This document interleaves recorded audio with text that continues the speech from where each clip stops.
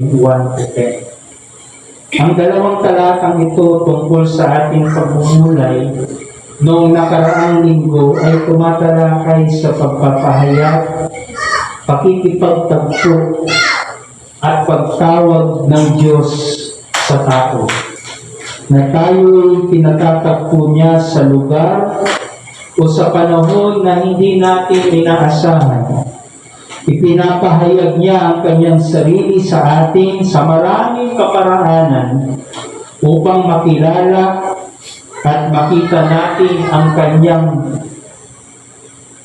kaluwalhatian at kadakilaan. At tinatawag tayo upang sumunod sa kanya at maglingkod sa ating kapwa. Ang mensaheng ito ay hindi nalalayo sa ating mensaheng pagbubulayan ngayon. Sa Marcos, Kabanata 1, talata 14 hanggang 20, mababasa natin ang pagkakabilanggo kay Juan na tagapagbautismo, ang pagsisimula ng pangangaral ni Jesus, at ang pagtawag ni Jesus sa magkapatid na Simon at Andres at Santiago at Juan upang mangisda ng tao. Hindi po ibig sabihin nun, yung gamit nilang lambat ay gagamitin nila sa pangingisda ng tao. Dingin sa kaalaman ng lahat, sinasabi ng mga New Testament scholars na malaki ang impluwensya ni Juan kay Jesus. Si Juan ay propeta sa kanyang panahon at ang tradisyon ng mga biblical prophets ay ipinaniniwala ang nagtapos sa kanya. Si Juan ang nagbautismo sa Panginoong Jesus, kung saan bumaba yung banal na Espiritu sa kanya na siyang nagtulak sa kanya patungong ilang. 40 araw siyang nanatili doon na nag-ayuno. Subalit pagkatapos nito, mababasa na natin sa talata 14 na nabilanggo si Juan. Sa sulat ni Mateo, sinasabi na inaresto si Juan ni Herodes sa utos na din ng kanyang asawa na si Herodias. Sa kabila ng pagkakabilanggo ni Juan, nagpatuloy sa pangangaral tungkol sa mabuting balita ng Diyos sa Israel ang ating Panginoong Hesus. Nagpunta siya sa Galilea at doon nangaral. Bagamat magkaibang tao, iisa ang layunin ni Juan at Hesus, ang ipahayag ang mabuting balita na ang paghahari ng Diyos ay malapit nang dumating. Kaya sinasabi ng mga biblical scholars na malaki ang influence ni Juan kay Jesus. Sapagkat kung ano yung pinangaral ni Juan, yung kanyang ipinapahayag, yun din yung ipinahayag ni Jesus. Ang ministeryo ni Jesus ay pagpapatuloy ng sinimulan ni Juan. At ang kanyang pangangaral nga ay katulad din ng pangangaral ni Juan sa mga tao. Dumating na ang takdang panahon, sabi ni Jesus. Malapit nang maghari ang Diyos. Kaya magsisi na kayo, talikuran ng inyong mga kasalanan. Paniwalaan ninyo ang magandang balita.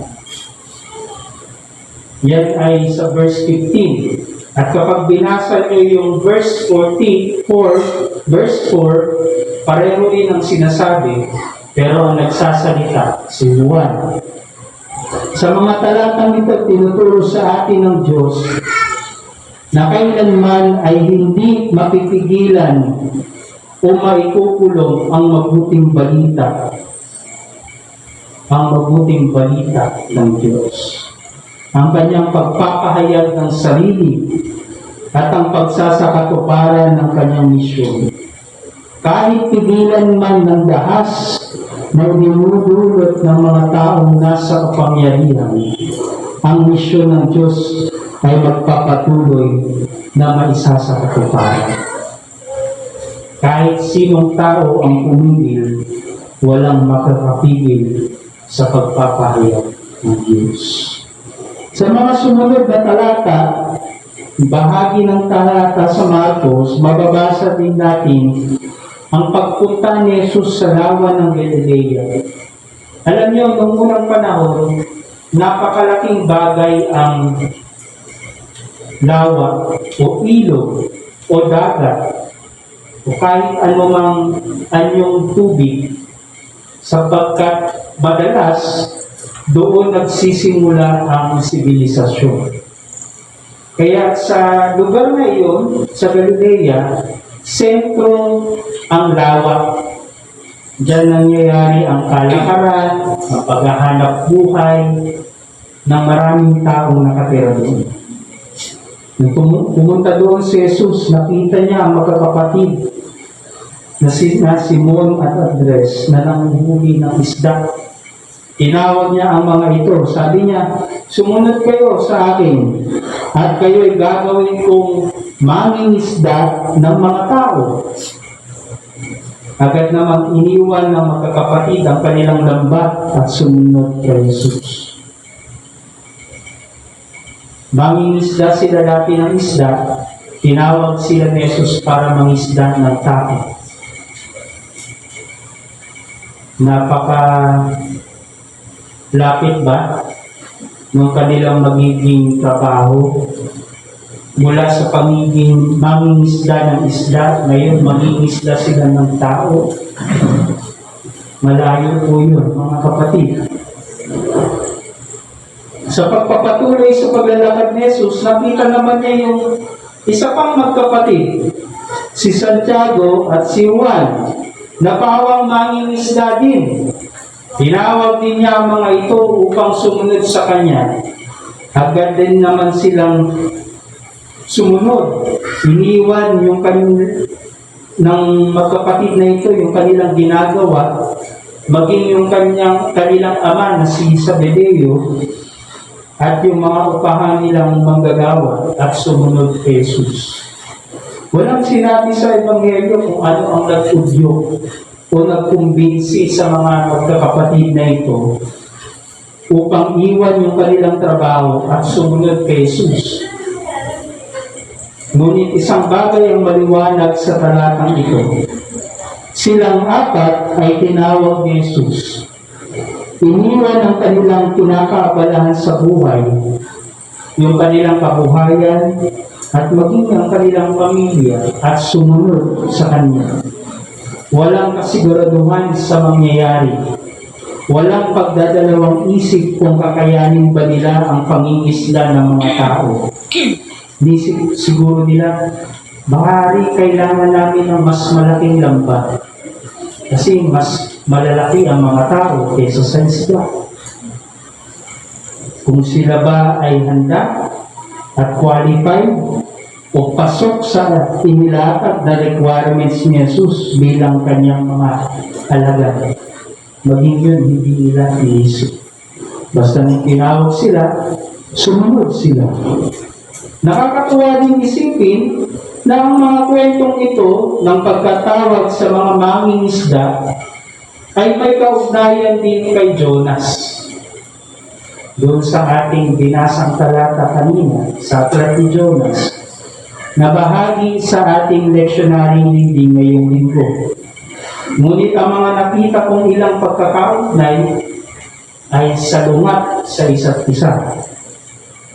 Una, ang magkakapatid na mangingisda ay nanguhuli ng isda, habang si Jonas ay hinuli ng malaking isda.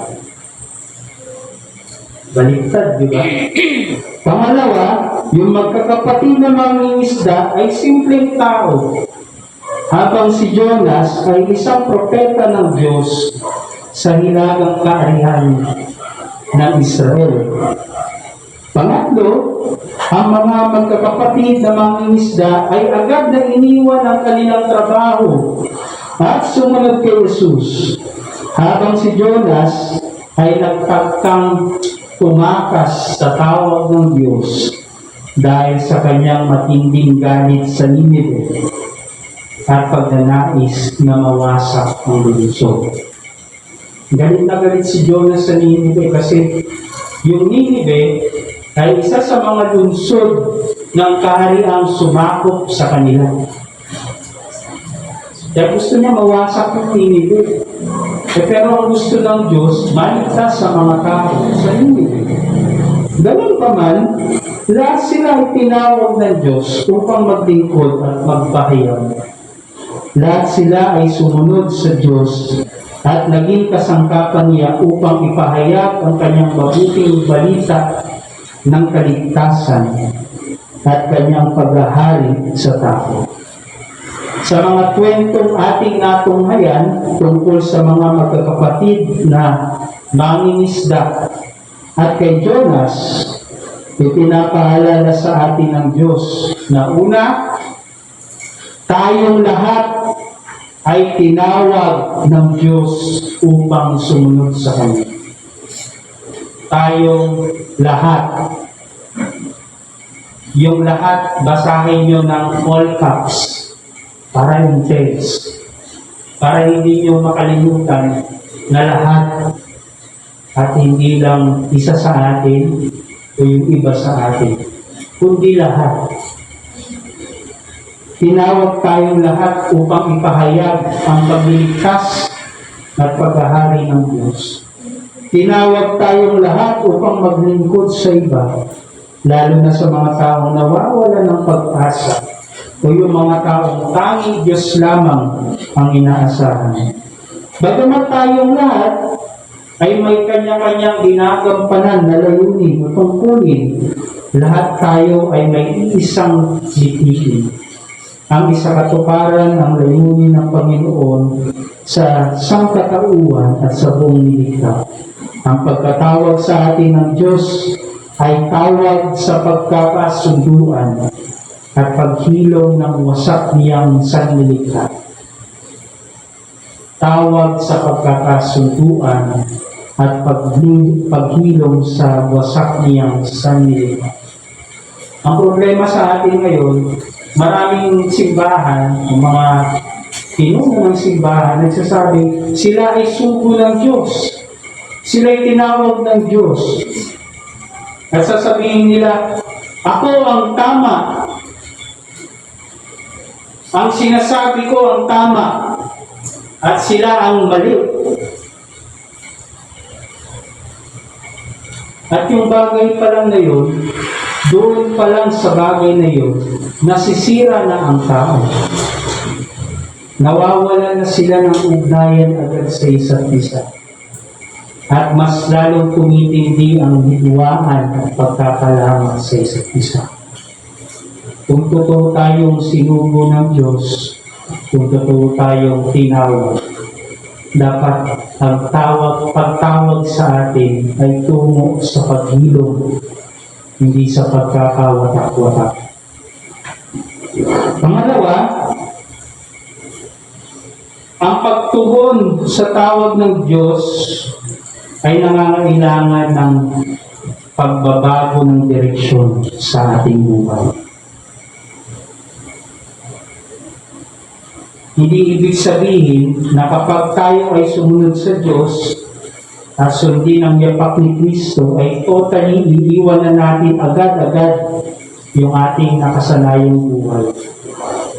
Iiwalay na natin ang sarili natin sa iba. Iiwan na natin agad yung ating pamilya, trabaho, pangarap o kaibigan. Maraming tao gano'n eh. Sabi nila, feeling ko, tinatawag ako ng Diyos na mag-mission. Pupunta ako sa ibang bansa. Doon ako mag-mission. Mangangalap sila ng pera, pondo nila. Eh bakit yung pamilya nyo, hindi nyo pag-missionan muna bago kayo pumunta sa iba? Bakit hindi kayo mag-mission muna sa komunidad ninyo?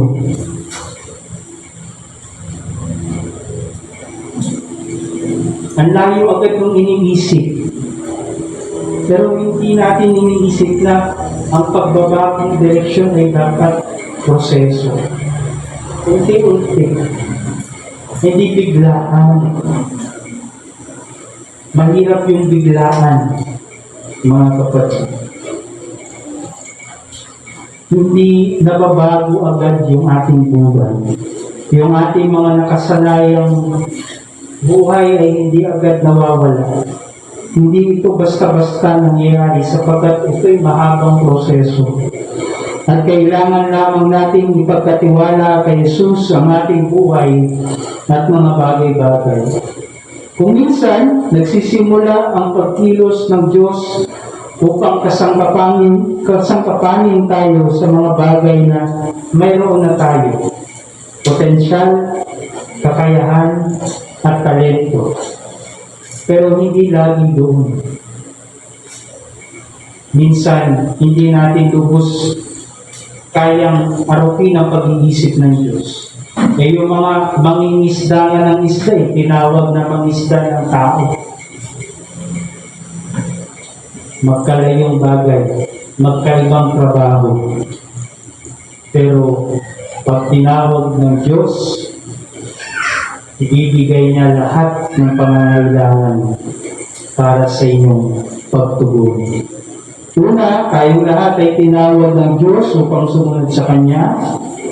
Ang pagtugon sa tawag ng Panginoon ay nangangailangan ng pagbabago ng direksyon ng ating buhay. Pangatlo, lahat ay tinawag, ngunit hindi lahat ay tumutugon. Marahil narinig na natin ang sinabi ni Jesus sa Mateo, Kabanata 22, talata 14. Marami ang tinawag, ngunit kakaunti ang pinili. Pero hindi ibig sabihin yun, mga kapatid, excuse na kayo. Patuloy kayong tinatawag ng Diyos. Sa aking palagay, hindi naman mapili ang Diyos sa pagtawag ng kanyang kakasangkapanin o kanyang magiging alagad. Lahat ay pwede niyang tawagin at kasangkapanin. Sadyang kakaunti lamang ang gustong sumunod at magsakripisyo. Sino ba naman ang nais ng pagsasakripisyo? Kung kayo ay punong-puno na ng sakripisyo sa buhay, magsasawa na kayo, di ba? Sino ba naman ang nais ng maghirap o sa maraming pagsubok at pangangailangan? Kung punong-puno na kayo ng hirap at pagsubok sa buhay, tutugon pa ba kayo sa Diyos? Di ba? Hindi na. Kung minsan iniisip natin o minamanhit natin ang ibang tao na gumagamba ng ministeryo sa simbahan, kesyo wala naman itong kakayanan, walang sapat na husay, talino at talento, sinasabi natin, bakit siya? Bakit pwede natin tanungin ang ating sarili, bakit hindi ikaw?